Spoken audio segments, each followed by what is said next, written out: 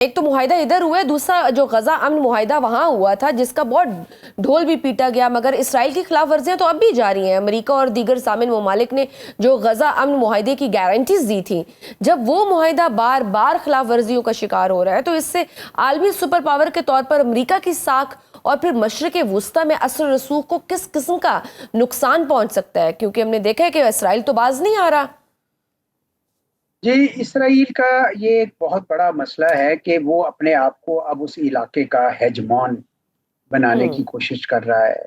और ठीक है, उस वक्त सारे मुसलमान ममालिक भी इसलिए राजी हो गए ताकि वो जो कत्ल गारत का सिलसिला रुक जाए। हम्म। लेकिन अगर वो नहीं रुकेगा तो जो उसकी अगली मंजिल थी, अगली हम्म। मंजिल क्या थी? अगली मंजिल ये थी कि भाई टू स्टेट सोल्यूशन होगा, अब्राहम अकॉर्ड होगा, है जी। वो सब चीजें तो फिर नहीं होगी ना, सब खटाई में पड़ जाएगा। मैं हम्म। समझता हूँ कि इसराइल बड़ी ही हमाकत कर रहा है और अमेरिका को के ऊपर अब ये फर्ज है, क्योंकि उन्होंने बाकायदा इसमें खड़े होके ये ऐलान किया था कि इसराइल जो है वो जंग अब नहीं करेगा, और ये कि यहाँ पे ह्यूमैनिटेरियन असिस्टेंस आएगी, और ये कि वो ग्रेटर इसराइल वाला अब कोई किसी किस्म का काम नहीं होगा।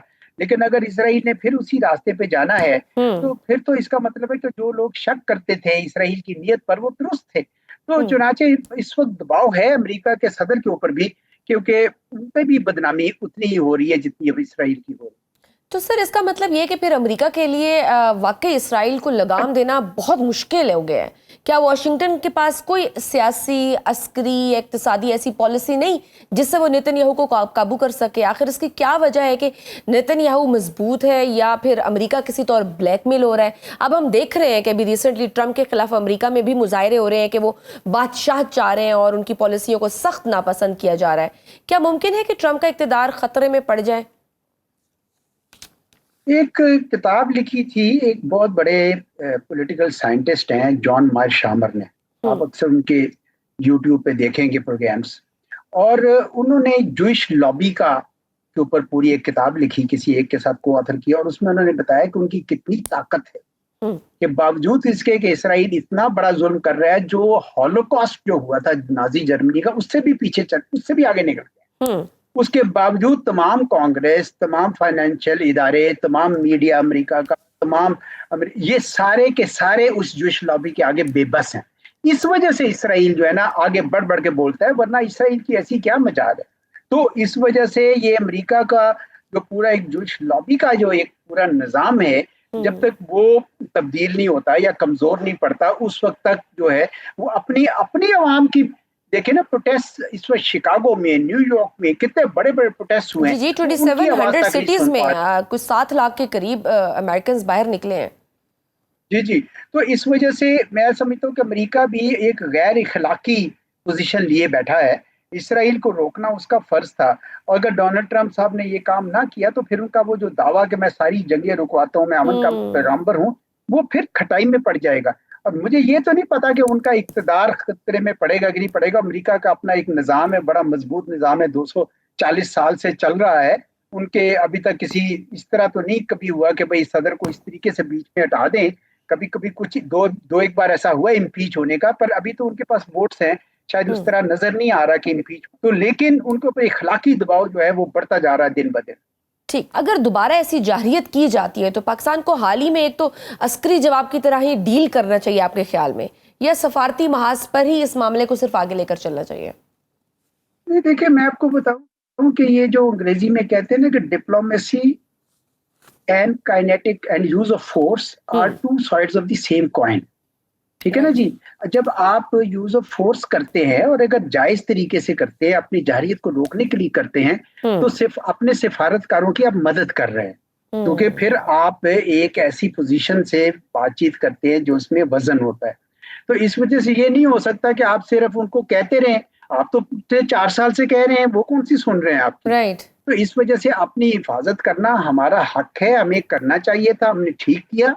और हम्म। उसके बाद सफारतकारी भी करें, और अगर वो फिर उसकी खिलाफ वर्जी करें तो आप फिर उनको ताकत का इस्तेमाल करके दिखाएं। यही तरीका है दुनिया में जीने का, वरना उसके अलावा तो आप रह नहीं सकते। और इनको कई किस्म अहमियां हैं, मैं आपको बताऊं।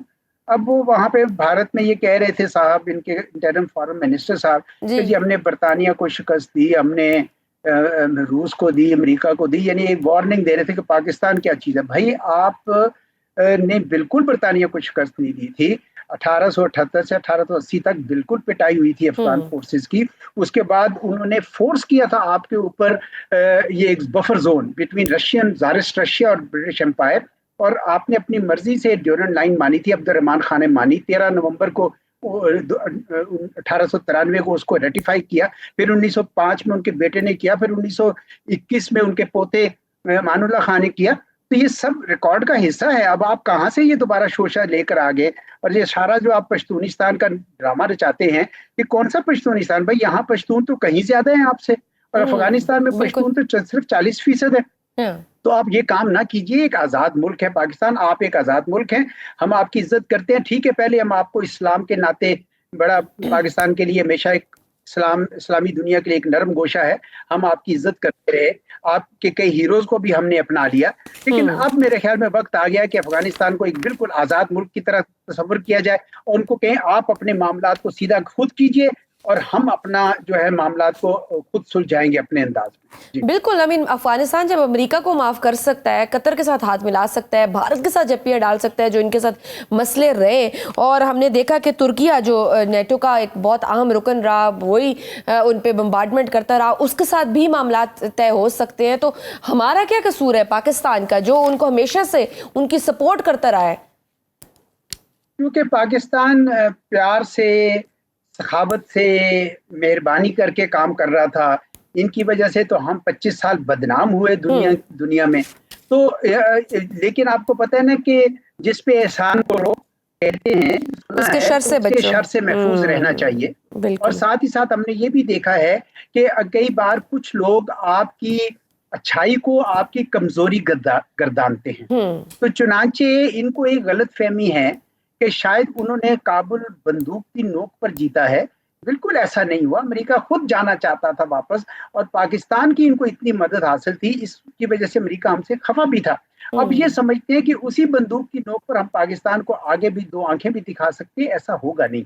और पाकिस्तान ने मेरे ख्याल में इस दफा अपनी पॉलिटिकल विल का मुजाहरा कर दिया है, और अब चूंकि ये हो गया है, मैं समझता हूँ कि इनकी गलत फहमी अब दूर होनी चाहिए, और ये सीधी तरीके से मुज़ाकरात की राह पे आए। ये दहशतगर्दी पाकिस्तान में और पाकिस्तानियों का खून बहाना रोकें, और अगर नहीं रोकेंगे तो पाकिस्तान को भी मेरे ख्याल में उसी किस्म का रवैया अपनाना चाहिए, जिस तरह भी हमने चंद दिन पहले जब इन्होंने हमारे खिलाफ जारियत की, तो हमने बताया कि हम किस तरीके से अपना दिफा करना चाहते हैं। सर, अफगानिस्तान के मामले में भारत का एलिमेंट बहुत खुलकर इस बार सामने आया है। बाकायदा आलमी सतह पर, रियासती सतह पर और मीडिया के हवाले से भरपूर सपोर्ट फराम की गई है, और हस्ब आदत फेक न्यूज से दोनों ममालिक में इश्तियाल दिलाने में भी भारत का किरदार नजर आया है।